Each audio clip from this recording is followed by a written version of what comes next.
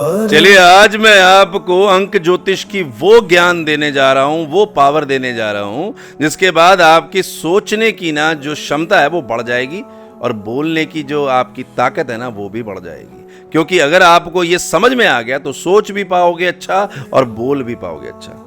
देखो, अगर हमें अंक शास्त्र में अगर देखें तो 9 जो नंबर है ना वो पूर्ण नंबर है। अब पूर्ण नंबर कैसे है? अगर 9 का पहाड़ा पढ़ोगे तो 9 एकम 9, 9 दूनी 18, 9 तिया 27, यानी कि हर पायदान पे 9 बराबर आएगा। आप कितना भी आगे चले जाओ उनका जोड़ 9 ही बनेगा। 1 और 8 9 हुए, 2 और 7 9 हुए, ऐसे करते जाएंगे तो 9 ही आएगा, यानी कि पूर्ण नंबर है। अब अगर 8 का पहाड़ा पढ़ते हैं आप, 8 एकम 8, 8 दूनी 16, 8 तिया 24, तो 16 को अगर ऐड करोगे तो 7 होगा, 24 को ऐड करोगे तो 6 होगा, यानी कि हर पायदान पर एक चीज कम होगी, यानी वो स्थिर नहीं है।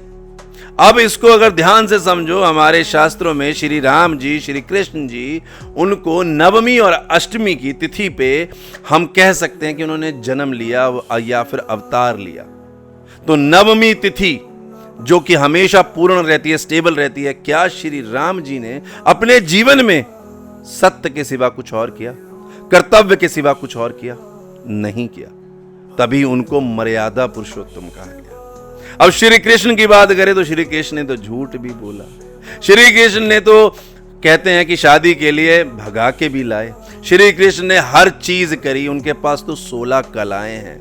झूठ भी बोला, लड़ाई भी की, सब कुछ किया। मतलब जो श्री राम जी ने नहीं किया होगा वो भी किया, तभी उनको पूर्ण पुरुषोत्तम कहते हैं। मतलब श्री राम जी के अवतार से ऊपर थे श्री कृष्ण अवतार, मगर वो अष्टमी में जो पैदा हुए ना, अष्टमी में क्या हुआ कि वो स्टेबल नहीं है, यानी कि उनको जैसा सही लगा, जैसा उनकी स्थिति हुई, उन्होंने अपने आप को ढाला या अपनी जो लीलाएं हैं वैसी की कि इंसान को हर तरीके की सीख दी।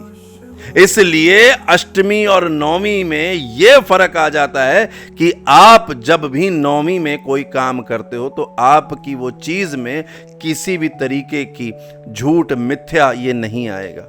और अगर अष्टमी में आप कोई चीज शुरू करते हो तो याद रखना, या तो आपको बोलना पड़ जाएगा या स्थिति ऐसी बन जाएगी कि लोग आपसे झूठ बोलेंगे। इसलिए बहुत ध्यान से अपनी तिथि का चयन करके आप कोई भी काम करिए। ये जो ज्ञान है ना, ये जो आपको मैंने आज दिया ना, अगर आपको पसंद आए तो नीचे जरूर लिख दीजिएगा सीताराम हर हर महादेव, और अगर श्री कृष्ण लिखने का मन करे ना तो वो भी लिख दीजिए।